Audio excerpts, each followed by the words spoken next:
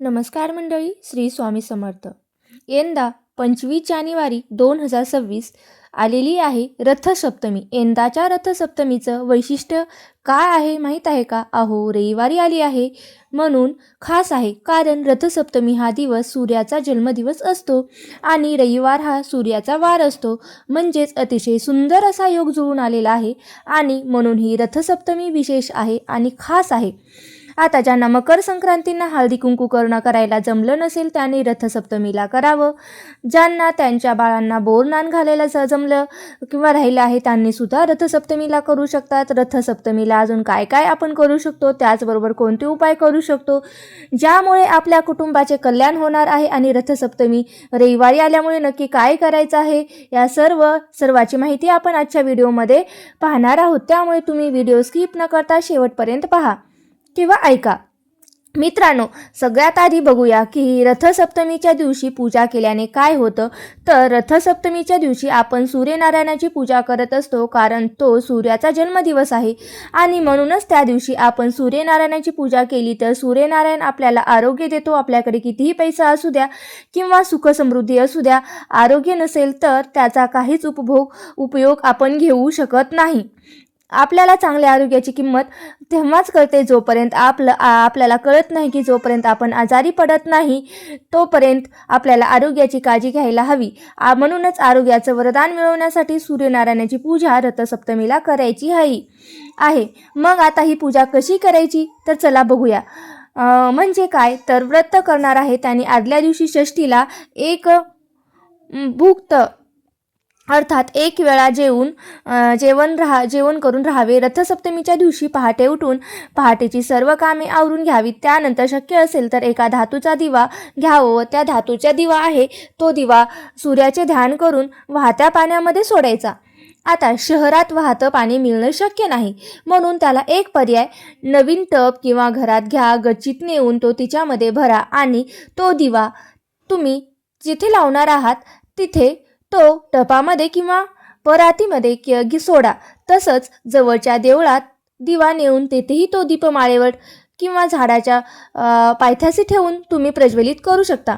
आता या विधीनंतर काय करायचं आहे, स्वतःच्या घराच्या अंगणात किंवा अंगण नसेल तर गॅलरीमध्ये एक रक्तचंदनाने गंध उगाळून त्या गंधाने सारथी अरुणासह 7 घोड्यांच्या रथात बसलेल्या सूर्याचे हे चित्र आपल्याला काढायचे आहे. रक्तचंदन नसेल तर तुम्ही रांगोळीने काढलं तरीही चालेल. नंतर त्या चित्राची श्रद्धापूर्वक पूजा करावी. त्यानंतर काय करायचं तर गौऱ्यांचा विस्तव पेटवायचा आहे. तुमच्या अंगणात किंवा गॅलरीत सुरक्षित ठिकाणी अगदी छोटीशी चूल मांडून तुम्ही तो पेटवलं तरीही चालेल. चूल मांडणं शहरात शक्य नाही, त्यामुळे अगदी छोट्याच्या विस्तवावर तुम्हाला काय करायचं तर एका मातीच्या सुगड्यामध्ये जे संक्रांतींना आपण पुजलं होतं त्यातलं घेतलं तरीही चालेल. त्यात थोडं दूध टाकायचं आणि ते दूध विस्तवावर सूर्यप्रकाशामध्ये ओतू जाऊ द्यायचं, अर्थात तापवायचं आहे. सूर्यनारायणाला त्याचा नैवेद्यही आपल्याला दाखवायचा आहे. बरेच जण खिरीचा नैवेद्य सुद्धा सूर्यनारायणाला दाखवत असतात.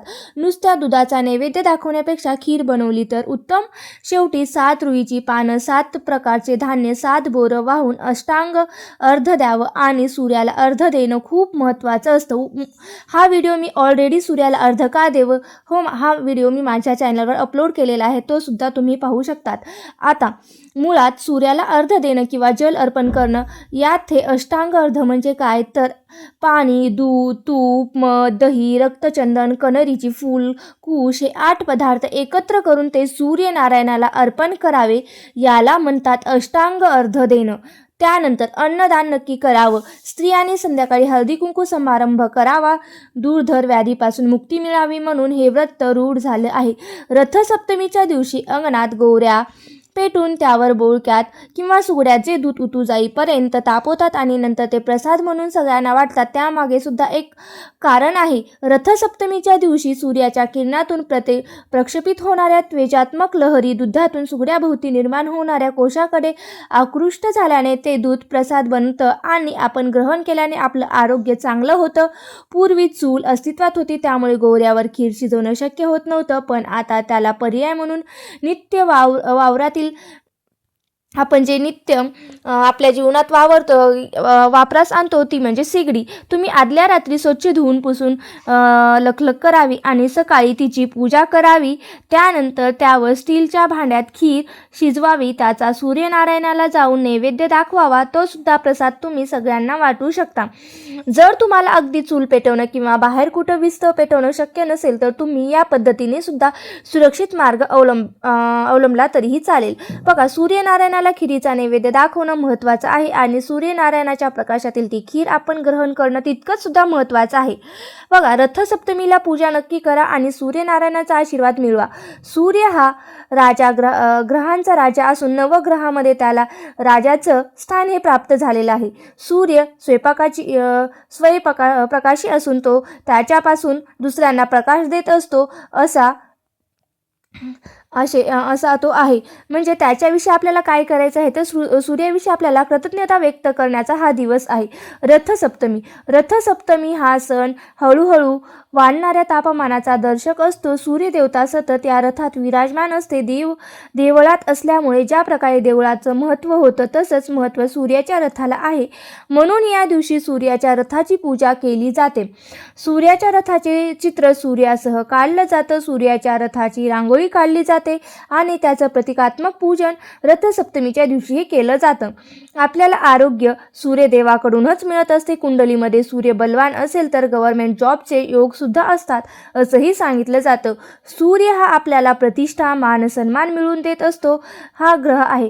ज्योतिषशास्त्र असं सांगते की बघा, म्हणूनच रथसप्तमीच्या दिवशी काही गोष्टी करण्याला खूप महत्त्व आहे. रथसप्तमीच्या दिवशी तुम्ही तुमच्या घरातल्या शेगडीची अर्थात गॅसची पूजा नक्की करा. ती का व कशी करायची? अग्निदेवतेच्या कृपेने आपण अन्न घेत असतो, म्हणूनच शेगडीची पूजा ही करावी. रथसप्तमीच्या दिवशी एका मातीच्या मडक्यामध्ये दूध ओतू जाण्याची सुद्धा प्रथा आहे. हा रथसप्तमीच्या नैवेद्यात सूर्याला अर्पण केला जातो. आता रथसप्तमीच्या दिवशी आणखी काही गोष्टी केल्या जातात. त्यामध्ये आदित्य रानूबाईची पूजा ही केली जाते. म्हणजेच आदित्य रानूबाई, सूर्यनारायण आणि त्याच्या पत्नीची पूजा ही विधिवत केली जाते. माघ शुद्ध रथसप्तमीला महासप्तमी असे सुद्धा म्हटलं जातं. बघा, या दिवशी पूजा करून सूर्याला पायस नैवेद्य दाखवलं जातं. भगवान सूर्यनारायण रोज विश्वाला प्रकाश देत असतात आणि त्यांच्या प्रती आपल्याला ही कृतज्ञता व्यक्त करण्याचा हा दिवस असतो. भगवान सूर्यनारायणाचे 7 अश्व म्हणजे सप्तरंग, सप्तवार, सप्तछंद आहेत अशी लोकमनाची भावना असल्यामुळे रथसप्तमीच्या दिवशी व्रतचरणात प्रथम ध्यानमग्नता, नंतर मंत्रासह सूर्यस नमस्कार आणि अखेरीस तीर्थप्राशन हे नित्यनेमाने करायचं असतं. रथ हे वैदिक हिंदू धर्मातील प्राचीन वाहन आहे. देवगणांसाठी देवरथ, राजा महाराजा पुष्परथ, स्पर्धासाठी क्रीडारथ, स्त्रियांसाठी कणिथ, रथविद्येच्या रक्षणासाठी वैदिक रथ, युद्धासाठी सांग्रामिक रथ असे रथाचे प्रकार आहेत. रथचक्र हे समाज जीवनाच्या प्रगतीचे चिन्ह आहे, उत्कर्षाचं प्रतीक आहे. म्हणूनच रथसप्तमीच्या दिवशी ज्या 3-4 गोष्टी तुम्हाला करायच्या आहेत त्यामध्ये सकाळी सूर्यनारायणाला जल अर्पण करणं, तांब्याचा कलश घ्यायचा, त्यामध्ये पाणी भरायचं, त्यामध्ये लाल कुंकू, हळद, चंदन टाकून अक्षदा असेल तर त्या टाकाव्या, फुलं टाकून ते पाणी सूर्याला आपल्याला अर्पण करायचं आहे, म्हणजेच जल द्यायचं आहे. रथसप्तमीच्या दिवशी सूर्योदयाच्या वेळी काय करायचं तर त्यानंतर सूर्यनारायणाची रथासह पूजा करायची. म्हणजेच त्यांच्या रथाचं चित्र काढायचं, सूर्यनारायणाचे चित्र काढायचं आणि त्याची पूजा विधिवत करायची. त्याचबरोबर सप्तमीच्या दिवशी सूर्यनारायणाला दुधाचा नैवेद्य हा दाखवायचा आहे. म्हणजेच एका मातीच्या कलशामध्ये दूध ओतू घालायचं, चुलीवर दूध ओतू घालायचं. आता हल्ली चूल नसते त्यामुळे तुम्ही गॅसवरही करू शकता. अशा अनेक गोष्टी रथसप्तमीच्या दिवशी आपल्याला करायच्या असतात. पण रथसप्तमीपर्यंत म्हणजेच मकर संक्रांत आता झाली आहे आणि येणारा जो सण आहे तो रथसप्तमीपर्यंत तुम्ही ज्या गोष्टी आवर्जून करायला हव्यात त्यामध्ये दानधर्म अतिशय महत्त्वाचा आहे. एक महत्त्वाची गोष्ट म्हणजे आणि घृतदान. घृत म्हणजे तूप.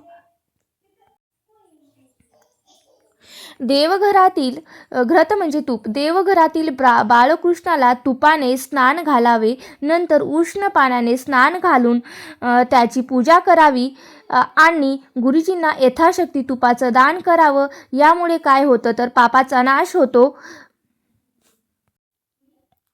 यामुळे पापाचा नाश होतो. त्याचबरोबर उत्तम वंशासाठी सुद्धा रथसप्तमीला दान केलं जातं. त्यानुसार नारळाच्या 12 जोड्या 12 ब्राह्मणाला दान करण्यात यावं असं सुद्धा सांगितलं जातं. गुरुजींना न सांगता म्हणजेच वाणीने न उच्चारता एखादं फळ विशेषतः नारळ पाण्याने भरलेल्या भांड्यात टाकून नंतर गुरुजींना दान करावं. दानकर्माचा असा अनोखा विधी उत्तम अपत्य प्राप्तीसाठी आहे.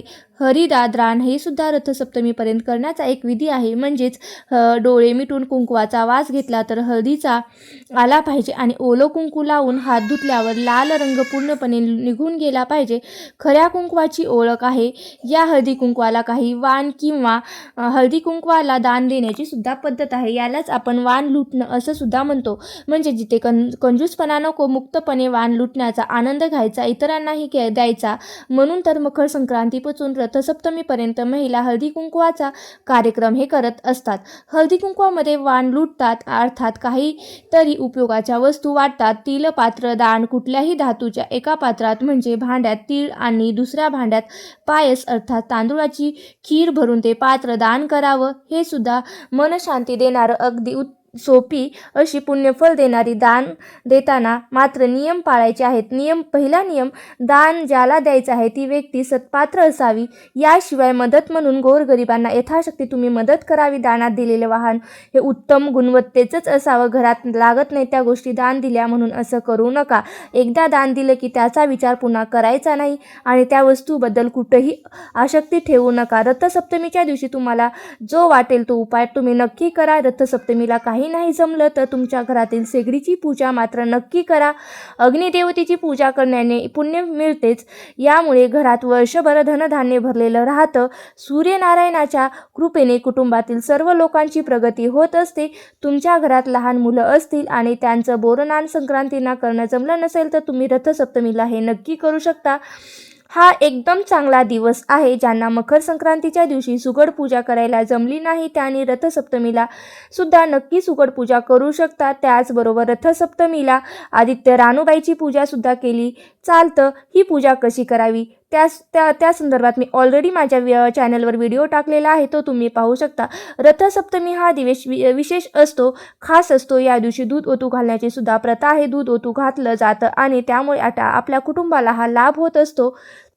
असेच तुम्हाला नवनवीन व्हिडिओ पाहायचे असेल तर तुम्ही माझ्या चॅनलला सबस्क्राईब करून घ्या आणि तुम्हाला ही माहिती कशी वाटली नक्की मला कमेंट करून सांगा. श्री स्वामी समर्थ. जय जय स्वामी समर्थ. ओम सूर्याय नमः. ओम सूर्याय नमः. ओम सूर्याय नमः. ओम सूर्याय नमः.